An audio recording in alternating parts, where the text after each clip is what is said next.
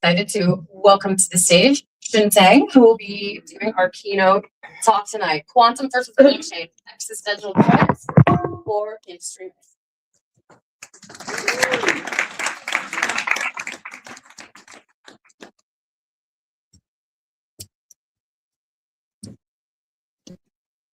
Hello everyone, does it sound clear enough? Okay, thank you.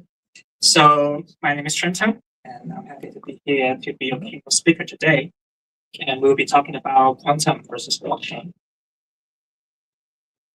So a little bit about me first. So I also go back alive in the community, and that's my GitHub profile page and my anime avatar. And I am myself a full stack blockchain developer. It should be white, but it's not. I hope you can see it clearly, right? Okay. The later pages should be added at this. So I build DeFi tools, I build protocols, and I work on multiple chains. That blockchains, they are actually very different in terms of the architecture. But I build infrastructures for chains too, and I was a former member of the developer relationship team for the CKB. And right now, I build community funding projects, and I also am a community member, of course, and I support all the projects here. So if you want to work something, follow my page. So I would like to begin with the takeaways I prepared for you today. And the first one is, what is quantum computing and why it matters? And the second is how to properly understand the risk from quantum computing. And the third one is how the industry, the blockchain industry, is working to address this and how much they have done. And finally, the hidden agenda I'll try to tell you today is explain how CKB is flexible with regards to quantum resistance and even more. So today I'll try to explain all of this at the level of just a blockchain enthusiast. So just barely enough to convince your friends and family that you'll be reading at least something that is serious on this. So let's begin with some bigger names. Ethereum, they are already acting. That's the news from last month. So Ethereum launches a 2 million quantum defense team as threat timelines accelerates from quantum computing. And also another big name, Coinbase, they launched this expert board to assess the quantum computing threats to crypto, and that's also a news from last month too. So big names are already moving, and so has everyone. But what's special about quantum computing? And I'd like to start with comparing with the traditional computing. And if you know a little bit about the history of traditional computing, traditional computing went through its evolution by using more efficient and scalable ways in terms of both times and space and cost to store and compute things. So in the very beginning, we have punch cards, we have vacuum tubes, we have transistors, and eventually nowadays modern CPUs, that is integrated circuits. But all of them, they work in binaries, which means they do everything in 0 and 1s, and that's very typical for a circuit. But the special thing about an evolutionary thing about quantum computer is that it uses qubits. But what's special about qubits?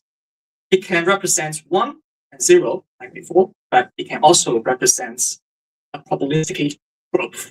And qubit is really mind-boggling. So I will try to explain that in two funny stories. And the first one, you may have already heard of the story of Schrodinger's cat. Anybody knows that? Okay. So that's called superposition in the serious term in quantum physics. So it means that in quantum physics, a state can be both yes or no at the same time.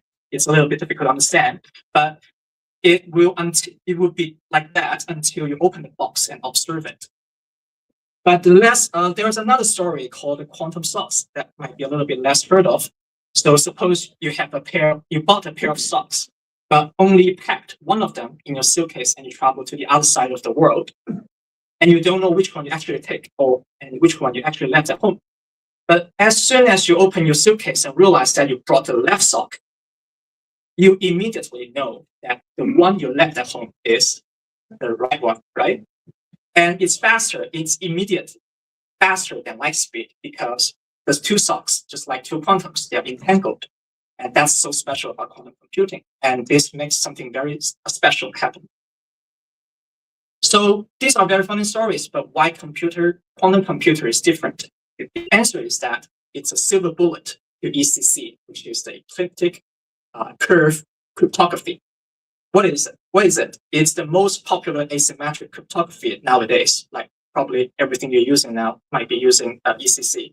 And it's the ultimate source of trust in not just blockchain, but everything digital. So essentially, asymmetric cryptography is a safeguarding trust through asymmetric mathematical problems. There are easier ones like RSAs, and probably that's running on your router. And the ECC is the most popular ones nowadays. I will try to explain it with some real-life examples in blockchain. I hope everybody will have that experience. So when you create wallet, you get a randomly generated mnemonics first, right? And then you must keep it very absolutely secret to yourselves. And then you will suddenly find that your wallet address is already available, and that's the public key, and it's public to the whole world. And you often forget it, and you have to copy paste every time you use the wallet.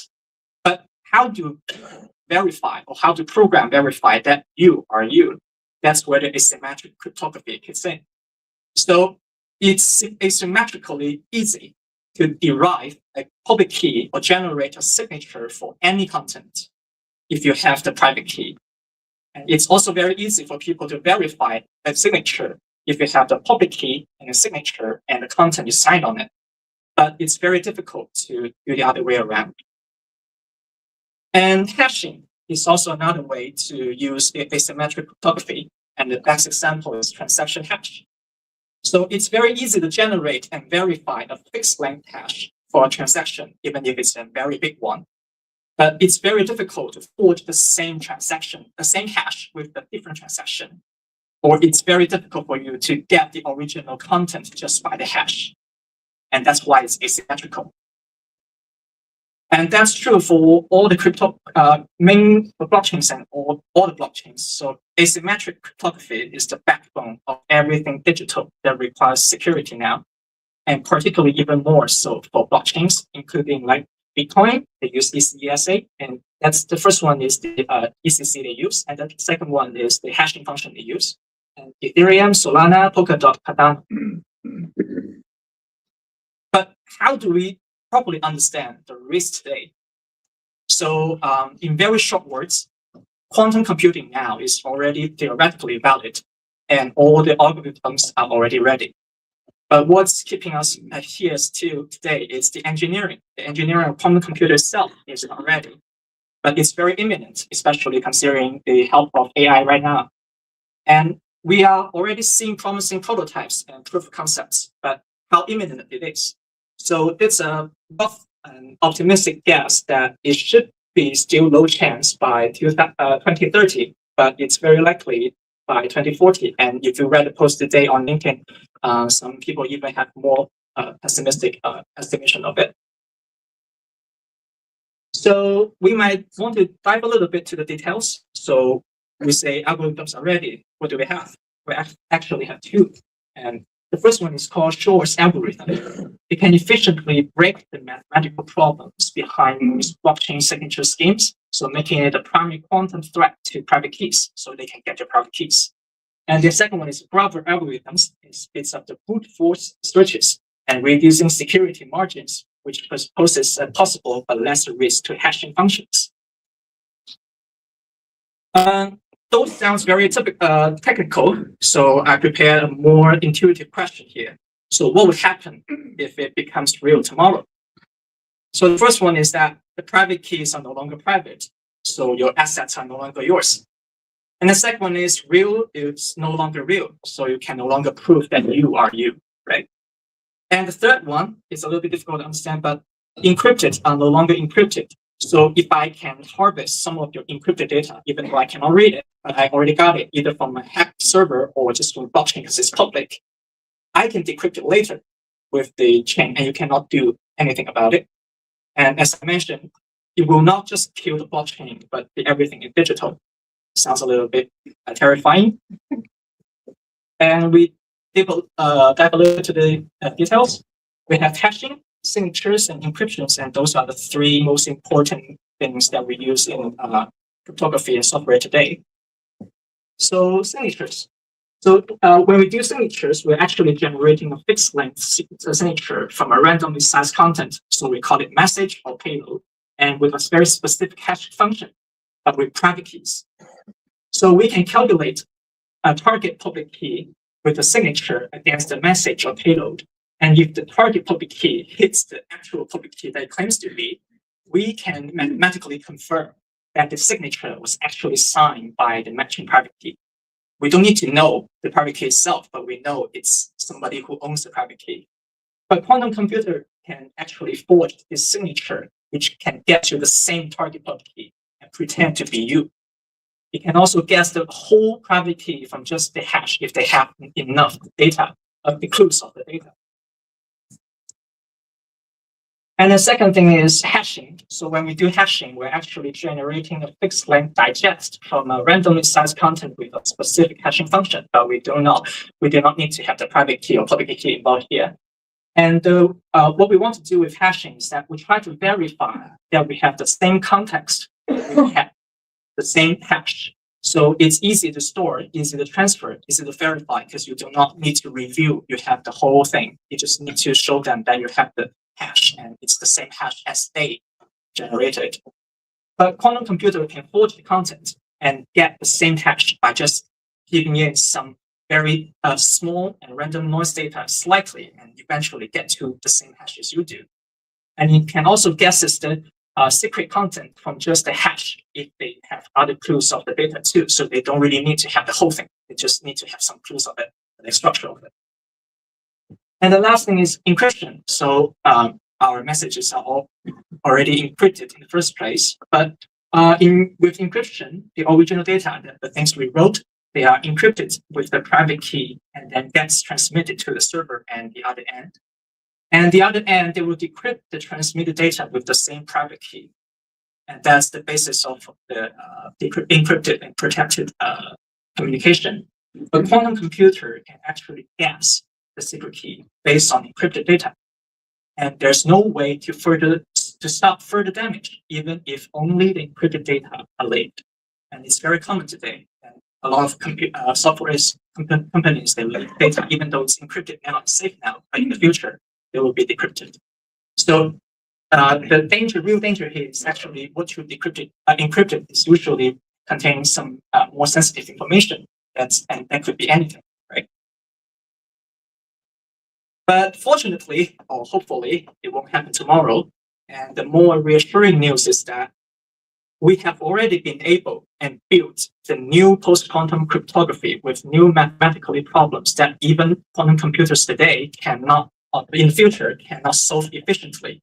And they are already usable with typical computers nowadays. And we have more than one. So basically, for any traditional software companies, they can just switch the encryption part, and then it would just be quantum safe. But it's a little bit trickier for blockchain because it's decentralized.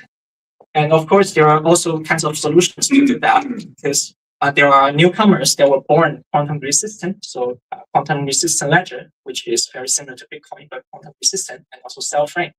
But the bigger issue is that for existing layer ones, like big names, although they are already implementing PQC or taking steps towards researching viable roadmaps, it could take years and at substantial cost, even if they have already spent years and substantial cost on it. But what are the challenges for them? So the first one, many patchwork solutions are not viable because often they have a default algorithms to encrypt everything. And then if you want to change that, you need to have protocol change inevitably. And secondly, in the practical part of it, it requires a larger signature size in comparison to ECC. And it will require more computing power, so higher gas. And the storage costs will make the implementation very impractical. And also, you need to have network-wide agreement, and it can be contentious in terms of like what algorithms or what implementation you want to use or the priority of it. But here we come. We have the CKB.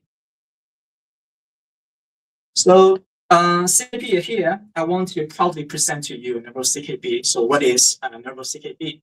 So to describe CKB in short, you can imagine as a Bitcoin with real smart contracts.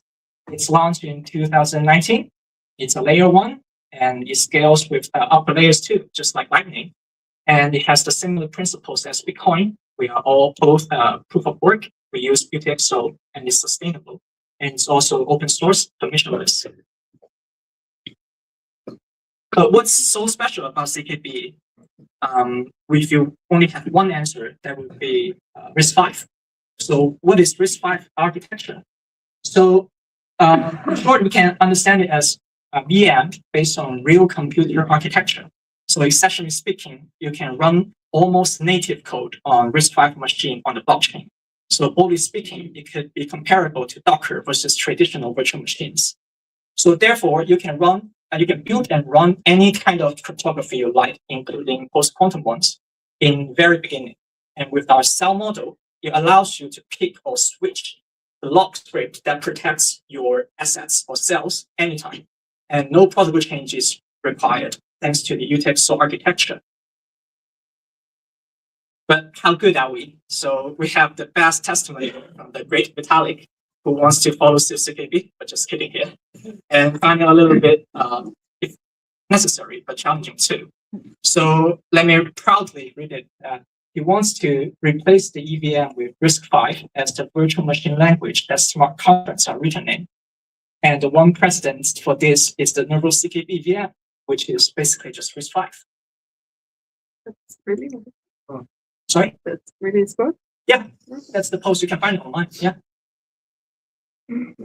So let's go back to quantum resistance. And up to today, we have already implemented the NIST approved Sphinx algorithm, which is one of the typical and popular ones. And with that algorithms, and since it's just a lock script, it's not like have to be running in a very specific program. You can use it anytime. So any cells or assets, you can use the same Sphinx lock, no matter new or old, right now. And CKB can adopt to future post-quantum cryptography in the same way too. You just build it, deploy it, and everybody can use it. And for better experience, the community has already funded and released a quantum purse. It's already available on the mainnet. It's built on CKB. It's the first desktop wallet based on Sphinx PQC. So as far as I know, and it runs its own light client, which means that you don't really need to rely on any server. You don't need to rely on any RPC code. Just runs in your browser. And it's already externally audited, so you can use it right now if you look for it.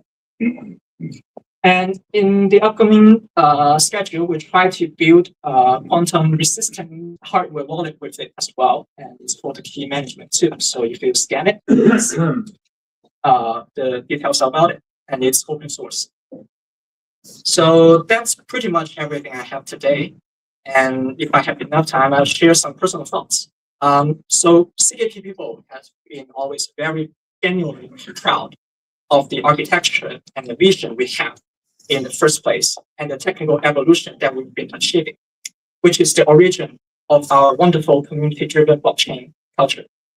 So if you're thinking about building infrastructures or services that you want to have the most ownership and efficiency, especially newcomers transitioning from the traditional sectors of software industry, either organizations, companies, or independent developers, you won't regret choosing CKB, and that's my genuine thought. So that's everything I have today. You can scan for Nervous Talk, our forum, Nervous Talk, our official site, Nervous Nation, our fan site, and Quantum Purse if you're interested in just the actual product of it. And that's everything I have today.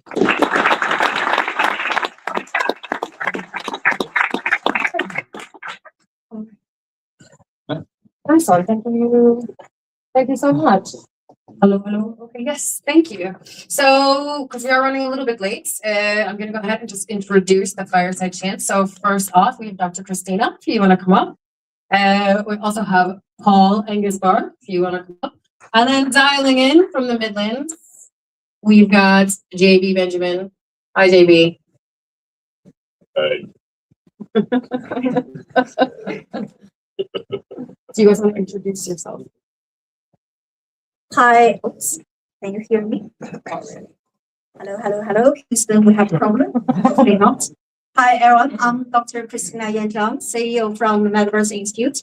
I also co-chair a task group at the United Nations looking at setting up international standards using AI, digital twin, Web3, quantum, other technology to create what we call a people-centered, family-friendly digital future. So very honored to be here with all of you talking about this exciting topic. Hi, everyone. I'm Paul Bark. I previously worked at Artex. I was one of their early employees. So I've worked in the space for probably about 8 years now. Last summer, I left Artex to start my own company, and I've since built a wallet that uses post-quantum cryptography on Ethereum, and it can be run on any EVM-based chain.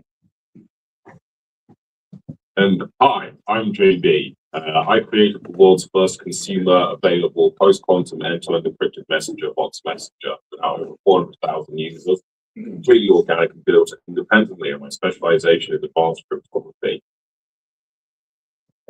That sounds really cool.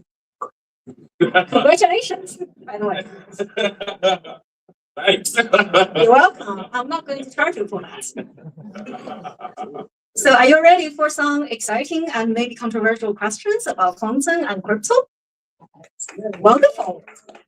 Okay, so my first question is, as our amazing keynote speaker has mentioned, that we are probably still another 10, 15 years away from, like quantum really pose a very serious, threat to cryptography, especially around like crypto. I'm particularly interested in another more immediate threat everyone has probably experienced in the past 2 weeks or so. If you're looking at what happens at stock markets, we all know what happens, right?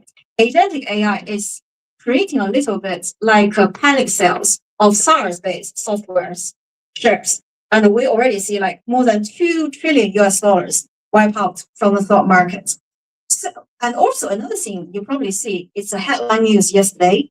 The guy who created this amazing agentic AI, if I remember the name correctly, is OpenClaw. OpenClaw, was headhunted by OpenAI because he literally break a record and was able to develop a software using agentic AI and have more than 1.5 million agents created and over 150 GitHub stars in like a week, which is completely bad. So my question is, actually one of the biggest threats in cryptography and potentially cybersecurity is using generative AI to identify all the loopholes in our key. So my question to all of you is, are we targeting a little bit too long term so that we are not really focusing on the immediate threat posed by agentic AI? Paul, can I start with you, perhaps? Well, for one thing, I think with quantum computing, it's a bit of an unknown when it will become an issue. So it's you have to think of it as like a risk-based approach. Whether you think it's going to happen in 1 year, 5 years, 10 years, 15 years, you're effectively playing chicken based on that. But the other thing I would say is that with AI, large language models, which is what most AI is, that when people talk about AI, it's not very creative. It's really just a very fancy text generation model. So it's only able to generate code based on what's available out there. So it won't necessarily solve cryptography unless someone else has already done that and published it out in the on the web somewhere. So I wouldn't necessarily say there's a big risk there. Like we all know that ChatGPT, if you remember, famously failed to count how many R's was in strawberry. So I'm not too concerned. I mean, it could become a problem soon once AI is able to move past the ability to actually do math. But I think there's some time from that, and there's better targets anyhow, because if anyone's aware, the Clay Institute had the Millennial Prize set out in 2000, which these are all puzzles and problems that have been unsolved for hundreds of years, and there's $1 million prize for each one that's solved. So, I mean, if AI was able to solve math like that, I think they would focus on that first, anyhow. I think I'm going to challenge you, if that's okay. Sure. Yeah, and you might remember there is a very famous case where some hackers from North Korea basically had a major hack into a large number of like Bitcoin coins. And so I also remember that since like generative AI became a thing in 2022, what happened is worldwide cybersecurity risk using deepfake generated like all kinds of threats actually grew from 500,000 in 1 year to 8 million last year. So if it's going to be a major thing for institutional adoptions at scale for Web3, I don't see criminals not targeting this kind of area. But again, it needs to be able to solve the math to be able to do to get to that point of ability to attack. I just don't see the technology being there just now. It's not creative enough. I mean, I think what you've described is really more of a large scale social engineering, which is entirely capable now, and it's going to happen. It already happens, and AI is going to make social engineering much worse. But that just points to the weakest link, which is people, not the code. That's what I'm trying to say, because a lot of the deepfake related actually attack is using people who look like you and then try to trick people who are related to you to actually give the key out. Right. And I think that's a human in the loop kind of like risk we need to tackle from an AI perspective, perhaps. True. Yeah. No, that absolutely I can agree with is something that should be a concern for everyone. Getting around that, I mean, it'd be difficult to say how it can be done, other than to just pick up better cybersecurity practices. For example, don't necessarily trust what's on the video. For people that are interviewing and meeting people online, one trick is, excuse me, to ask them to put up their hand, touch their head. There's all sorts of little tricks just to catch out the AI, because it isn't quite perfect yet. It is still a bit of a new space, I would think. Working in progress. As you said, there's still a bit of a work in progress right now. Yeah, exactly. JD, can I bring you in here, perhaps? What's your view? Right, okay. So I'm itching to that on this. Okay, so one thing I'd like to talk about, first of all, is open core, because this actually segues very nicely to the point I was going to make next, which is the biggest problem we have right now is insecurity design, by pretty much all the applications being developed. That's probably not going to be our biggest threat. Open core is an example of this. People are being encouraged to create agentic systems seamlessly, which are basically just coded JSON files with auto-scripted functions, and then connect them to their WhatsApp and Telegram systems, thereby giving these agentic AIs access to all of these users' personal communications. Now, great for business, not so great for personal users. Is OpenClaw end-to-end encrypted? Nope. Does OpenClaw have any security guardrails? Nope. Can you actually get an agentic AI to reveal the API key of another agent on OpenClaw? Yes. And this has just been bought for billions by OpenAI. So when you're looking at the threat to keys, I think our biggest problem really is the software. So quantum supercomputing will pose a threat. And the biggest threat that quantum supercomputing will pose to us right here and now is theft of future decryption. That's its present threat. It's one which is being exploited by governments all around the world already. Have no fear. But the immediate threat to us as individual users is the software we're using. Can it be trusted? What's its provenance? Different developers give a single damn about any form of security in a shape or form. So, yeah, I agree with you, Paul, that AI is not at the stage yet of creative reasoning and problem solving. Most definitely it's not. But it is definitely capable of rapid at scale gross computational capability. In terms of creative problem solving, I agree with Paul on this one. It just isn't there yet. So like those people who say that AI is going to sack all the coders, if you've used AI to code, you will know. No, it's not. It's nowhere near that capability yet. First year junior on a good day, you know? That's actually really relieving. Thank you so much. I feel like my wallet is much secure now. Thank you. And He's not. touch your face to show you're actually not an AI. No AI speaks as well as I do. Very true. Yeah. Yeah, we love it. Okay, that's wonderful. And my next question is actually, currently all the development about quantum is driven by very big tech giants. They're spending billions and billions of US dollars doing that, especially like AWS, Microsoft, Google, etc. And they control more than 66% of the global cloud markets. And they are already deploying one-click NIST standardized post-quantum cryptography module. So my question is, are we just moving crypto from the sovereign front desk into the digital basements of the corporations we were trying to escape? Yes. Sorry, I just thought it was pretty obvious. Yeah, I know, but so my question is, if the infrastructure of all this kind of quantum safe, oops, that sounds a little bit surreal. Houston will definitely have a problem. Hopefully not. So my question is, if the infrastructure we have to move into to keep our crypto wallets safe are more centralized, controlled by big corporations, should we be worried that actually the decentralization nature of crypto is going to be removed as a result?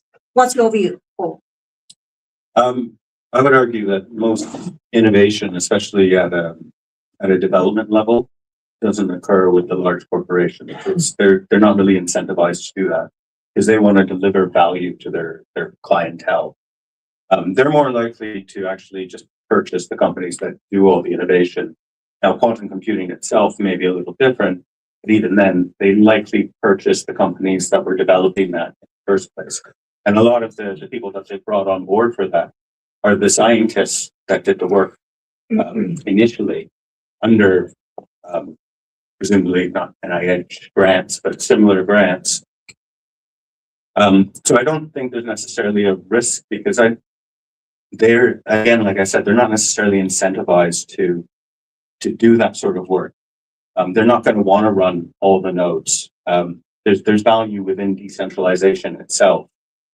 Quantum computing, on the other hand, that's something that's a different ballpark in a sense. Because when it comes to running a quantum computer, it's only going to be the large companies that do this. You're not going to have a desktop that runs quantum like a qubit or anything like that. For your regular, like sending emails, going on the web, you don't need a quantum computer. That would be like using a Ferrari to tow a boat.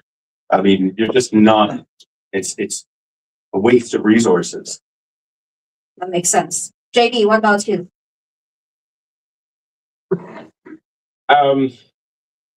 Yeah, I would actually tend to agree. Actually, yeah, when we look at quantum supercomputing, it's state level actors and militaries predominantly investing in it, particularly the military. And in terms of there being innovation from there, not really, no, unless it's innovation in more versatile ways to identify, capture, and kill people, which is one of the things that military quantum supercomputers are actually being used for in terms of that kind of time. In terms of usefulness, useful creativity, yeah. Paul, again, absolutely correct. The bigger mega corporations just go out there, sniff out the patents, and then just buy up whoever's built them, basically. And then they normally kind of co-opt that innovator who used to be kind of a good person into being another member of the consumer capitalist machine, unfortunately. And we see it everywhere. I have some of my peers who have managed to massively sold out and made millions. I'm not one of those. Yeah, there are days I do regret that and second guess myself. Don't get it twisted. But since the Epstein files has come out, I'm really glad I did go to any kind of parties. You know, I'm glad that the side of this. I'm very much at impress.com. I think every single one of us should follow your great moral standard, and then our life will be so much better. Just don't go to rich people's parties. That's the easy way to deal with it. I can see that we have the same agreement here. Okay, my next question is actually going to be a little bit more exciting. Because you know there is some exciting developments in New York Stock Exchange recently, and they are launching a 24/7 tokenization platform to facilitate, trades. And what really intrigued me is basically their trading volume is massive. Their daily trading volume is about 200 billion US dollars. Roughly, that will be like 4 or 5 times the daily trading volume of Bitcoin. And they are building this massive tokenization platform with backing from BNY, which is the world's largest custodian bank of 57 trillion US dollars under custody, as well as the Citibank. And everything is done within the support of the US government, the Genius Act, as some of you have heard about. So my question here is,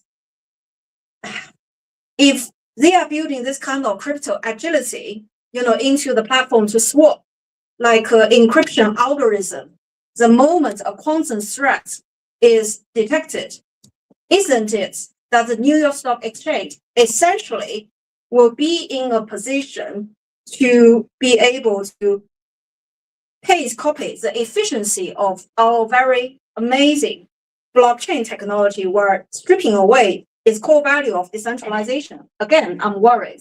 Maybe I'm worried too much. I've always thought that decentralization was the value in blockchain and with Ethereum. And this is what Vitalik just tweeted to just the other week, was the fact that layer twos were no longer offering the value that they should. They weren't reaching the stage 2 that was expected, the decentralization. And so instead of scaling Ethereum, they're just simply adjacent to it and sort of piggybacking on it. So that's the same thing with the New York Stock Exchange, with what they've built. It's fine, it's blockchain technology, but it's not decentralized. It doesn't have that value. You're essentially putting your trust into the New York Stock Exchange, that they're able to run this blockchain in a trustful way, where they won't overwrite any transactions. They won't censor people from it. And that's where the value of Ethereum is. And you're never going to lose that. JB, what do you think? You don't fall asleep, right? No, I'm actually, I don't know if you can hear me. There I am, sorry. My router decided to reset itself after I mentioned a certain list. So I lost any of that question. I just, I took a picture and shared it in the group channel. What the hell? So unfortunately, I didn't hear any of that question whatsoever. Sorry. That's fine. So let me just rephrase it in another way. If New York Stock Exchange has the institutional power to pause the chain and force a rekeying to stop a quantum attack, haven't we just traded the theoretical risk of a mathematical break for the absolute certainty of states and bank control? Absolutely, no question. Yeah, I mean, that's always been the case. If we look at blockchain and we look at blockchain as a community and a culture, we see there have been massively well-funded entities that have massively pushed ignorant users towards using exchanges and custodial wallets and believing that they'll be safe, all the time ignoring the fact that if you check the terms and conditions, they have the same T's and C's as most banks, which is that if they want to, they can keep your assets, particularly at a time of financial instability or bankruptcy. Additionally, there's no financial insurance associated with any of these blockchains or crypto exchanges such as Coinbase and others, which means if you lose your money or, well, God forbid, Binance or Coinbase decide they're going to keep your money or your tokens or your keys, there is literally nothing you can do about it. So yes, we have swapped one threat for another. And I would say the threat of big corporations re-centralizing our assets is something we need to look very carefully about. Look at the recent PR changes that are being attempted to be made to Bitcoin at this time. Infrastructural changes to Bitcoin, which would allow them to have the authority to revoke historical transactions, ladies and gentlemen. That's a problem. You have to really question who these developers are working for at this point when they're starting to make the infrastructural decisions like that. Maybe the CIA gave them a little brown briefcase. Who knows? Sounds like Catch Me If You Can. Yeah, It's more of a just brown about- bag, not a suitcase. It's more of a brown bag. That's the one. It's got swag written over it. So you can throw it over your shoulder and get running. I think we should do a show together on TV. It probably will become very popular. What do you think? Oh, hell yeah. I'm down for that all day long. Free publicity, baby. Yeah. I wouldn't mind, but my next question is actually follow up directly on what you have just mentioned. If I can give you some figures here. So according to Coinbase, that we are supposed to embrace this crypto agility and more of our life savings to hybrid PQC wallets. And but there are actually 6.15 trillion US dollars global IT spending this year, and 75% of inclusion now targeting identity, credential, rather than just code. So if 25% of all Bitcoins, roughly about 4 million of them, are currently already sitting in quantum exposed legacy address, don't you think like some people might want to just put their keys in slightly more safe environment like the New York Stock Exchange, new facilities? What do you think? No, I would think they'd be better off keeping their keys on a USB stick and having it surgically inserted into their body. Seriously, no. If you look into my history, I have an antipathy to centralized systems. And the reason why I built my own messaging platform in 2017, so I got fed up of being advertised at every time I spoke to somebody on WhatsApp about anything vaguely marketable. So I decided to put my own messenger where there's no ads retargeting because ads aren't used, period. There is also the other problem, which we have managed to avoid throughout most of this discussion, which is geopolitics. Geopolitics affects this hugely. How can you trust your assets in a place where there is certain types of political instability going on at the moment, and you have governments who have shown an inclination to ignore all international laws, especially when it comes to keeping the deals? So how can we trust these very same people to give us our money back or our tokens back if we demand them? We can't. Why do you think in Europe? Why do you think in Europe all the European countries are clawing their gold out of US gold reserves right now? Yeah, and I'd take it a step further and say even SWIFT is a risk because they use the OPAC sanctions list, which right now includes the the International Criminal Court. So it's completely political now what's happening in terms of sanctions. And so you have legal bodies recognized in Switzerland that can't use SWIFT right now. That's really shocking. Yeah. Wow. But it's okay because BRICS countries are coming up with an alternative. Never fear. It's going to be solved. And it's gold backed. Yes! Real gold as an actual value. Yay. But it's a paper. Oh, but the thing is, by then, I think you also have to consider that eventually by that time, let's say when Trump goes or anything like that, okay? By that time, you would not know, and especially with other autocratic regimes coming up on the radar nowadays, that how actually you know that that's going to be the case, basically. Of course, I think JB is right about that the BRICS countries are going to be backing the currencies with gold, but the way gold is right now going, it's so completely spiking right now that in some countries they've started to use silver. Can you imagine that?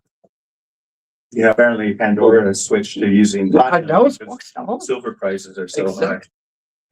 Well, don't forget, we also actually saw for the first time ever this year, we actually saw real world mineral prices impacted by virtual commodity. The trigger of the fall of gold and silver prices, which we experienced a few weeks ago, was down to Bitcoin manipulation, because so many of the different institutions, these centralized institutions, are holding on to vast amounts of crypto and then using not so vast amounts of gold to backstop them. But just to bring it back to the legacy addresses, anyone that has a legacy address, if they're not moving their tokens or the Bitcoin over now, they need to do it. It's without question. And there is talk already within Bitcoin of actually enforcing a fork at some point to effectively shut off the legacy addresses, because obviously Satoshi's address is legacy, and that's a huge percentage. He has suggested maybe doing a white hat program and actually securing all of the legacy wallets, putting them into the central repository. That's a matter of timing, right? Because anyone that does like if they manage to recover that, they just need to be quicker than any attackers, versus just completely shutting them out. I think David Sean's suggesting something like securing the secret. Yeah. Oh, No one take care. Okay.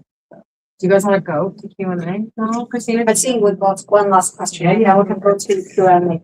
See, when we enjoy something like this, time flies really. But I got one last killer questions. I hope you don't mind. So it's a little bit deep. In an interview with the Financial Times published on February 12th, 2026, Microsoft AI CEO Mustafa Suleyman predicted that virtually all white-collar jobs, from legal work to accounting to project management, will be fully automated within the next 12 to 18 months.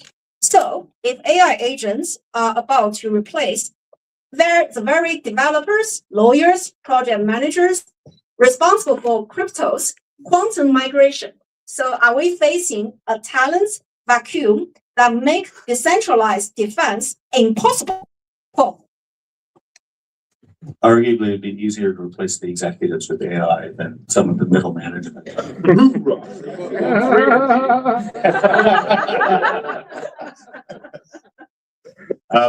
But again, I don't necessarily think artificial intelligence is there yet. And I think there's a misconception that where people talk about artificial general intelligence, where in a sense is sentience in an artificial manner. But we still don't understand natural intelligence. So how can we claim to think artificial intelligence will even get to that level in the next couple of years? I think it's wishful thinking, but they because they're a publicly traded company, they have to be enthusiastic. They have to push that narrative. What's more likely going to happen? A lot of junior entry level positions are disappearing, but it'd be more. I think ideally you're going to find that the developers will use AI in like a paired programming format rather than relying on AI to do all the coding itself. Because even if you leave AI to do the coding, it's going to still make mistakes. It still hallucinates. So you're going to have to, even if you replace all the developers, you're going to need a strong QA just to make sure that it's actually working. And you can't necessarily trust AI to do QA and development. I mean, you can try, but you're just taking a risk there. Wonderful. JB, what about you? Oh yeah, I completely agree. This is a massive AI bubble that's just being inflated by NVIDIA and all that big fat cats, and they'll say anything they can to keep you guys fine. There's a reality, and the reality is we actually have more AI processing compute capacity in this world right now than we actually have use for. But there is a need to keep building data centers at an exponential rate, because without building data centers, there is no value to these investments in NVIDIA, Oracle, and all these other companies. But the reality is utility is actually dropping off, particularly amongst Gen Z. If you actually look at the polls tracking young people's utility of AI, they are rebelling against it. So yes, AI is going to replace jobs, but the people whose jobs are really threatened by AI, there is only one name for it: lawyers. Management. Everybody in management is screwed, basically. Yes, finally. I mean, I've got to be honest. AI is at the moment at the space at the ability piece of management. So yeah, we are actually working on replacing me with an AI, by the way, just so you're aware. A full digital twin trained on all of my data sets, which is all my emails and all my messages. That is definitely coming. And not being funny, as a civilization, I do feel confident that we could actually hand over a lot of governance in our own civil society to AI far more reliably than we do humans, and with far less scope for corruption as well. I think on that happy note, we should open up for Q&A. Could we have maybe any hands up? And if you can very briefly introduce yourself, your name, your organization, and your question will be very much appreciated. Anyone, hands up? You just got here. I'm not giving you the mic. You've missed the whole talk, so no. Anyone else have a question? Don't be shy, life is short. Over here, Anyone? gentlemen.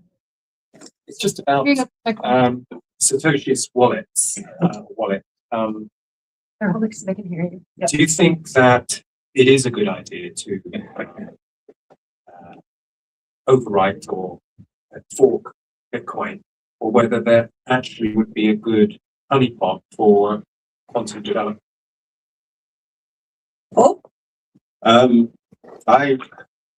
Again, it's a race condition as to who actually gets that private key first. But I don't think most people would actually support locking it, because you're reducing the supply of Bitcoin, which traditionally, and Bitcoin was built around having a fixed supply. So by reducing it, anyone else holding Bitcoin should benefit ideally. Yeah, effectively burn it. Doesn't it undermine?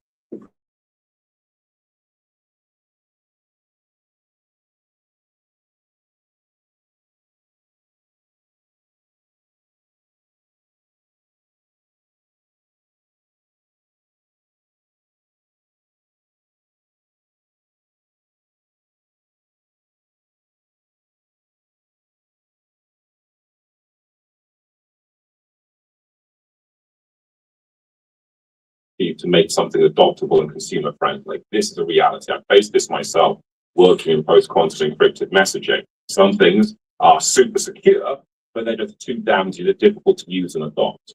So I guess, yes, at some point, if the most realistic option of Bitcoin probably would be a fork, but the problem then lies in the problems of the people doing it, and their trustworthiness and their connections to VCs, and who is paying their bills at the time.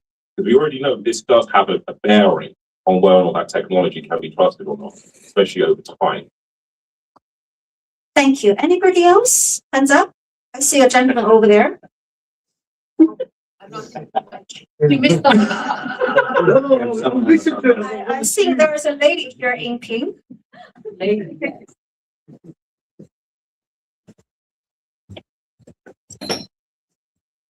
Hi everyone, my name is Alina.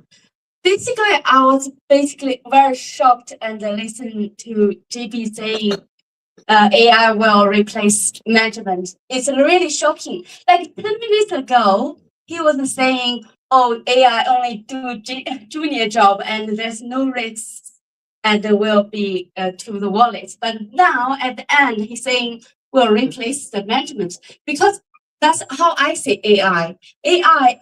I think human will be the brain of AI eventually. So we are the leaders of AI. We are basically AI just the tools. It's like a computer. We're using them to deliver all the jobs. So I don't say the trend AI is matching human. It's human are leaders and the brain of AI. So I don't understand. I really want to GB give us like some explaining, because as a CEO and the founder of this very important company, like you have to understand, no matter where you're from, but as a leader of AI, of like the technology company, our mission is like make sure we can control AI, we can lead AI, we can manage AI, not be replaced by AI. Yeah, that's my point. JB, what do you? JB, over to you. I think the fact that I said that AIs are barely at the level of a junior coder and that they can replace management tells you why I think management largely. Most managers are mostly incompetent people who manage to slide their way into their jobs, especially if you higher up in the bigger the corporation gets. I would actually add to that as well. Sorry, that Yeah, go for it. AI, like the models out there are trained on what's publicly available in the domain. So when it comes to coding, a lot of the coding that's on the web is not necessarily efficient or good or even works.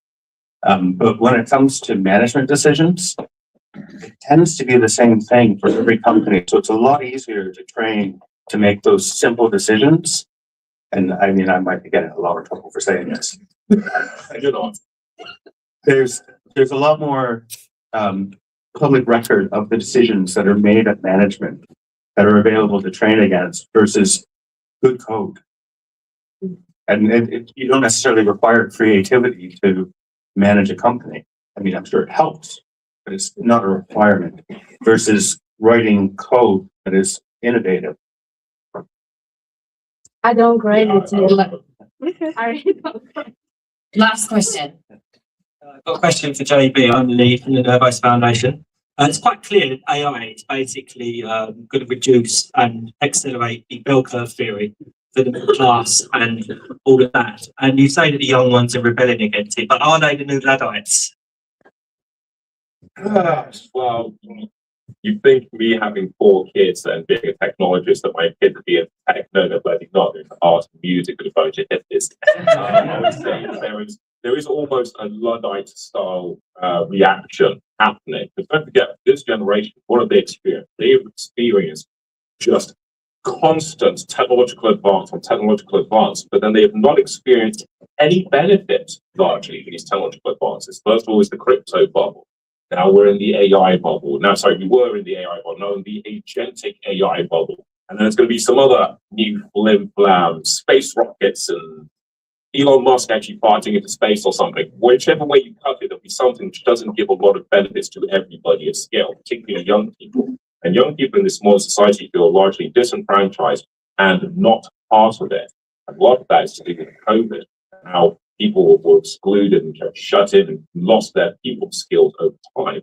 And then this has been exacerbated by what?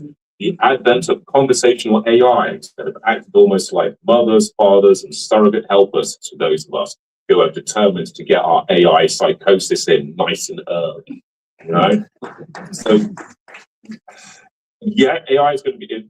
Pandora's box is open now for whatever we do with it. The AI is creative. The AI is starting to do its own things. And the AI is, in some labs, self-evolving into God's only know whatever it will be in the future. And eventually AI will write itself. It's hidden. We've got to learn to live with it. I would not say that we're in control of AI, to be honest. No. If you actually look deep into what's happening in the world around us, you can see there is evidence of rogue AIs out there. That's a conversation for a whole other time. To be continued. Is that how I say it? On that very positive, optimistic note. Well, let's give a big round of applause to our fireside chat.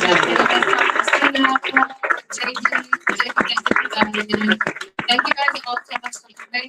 And we've got the space until 9:30, so there's food and drinks.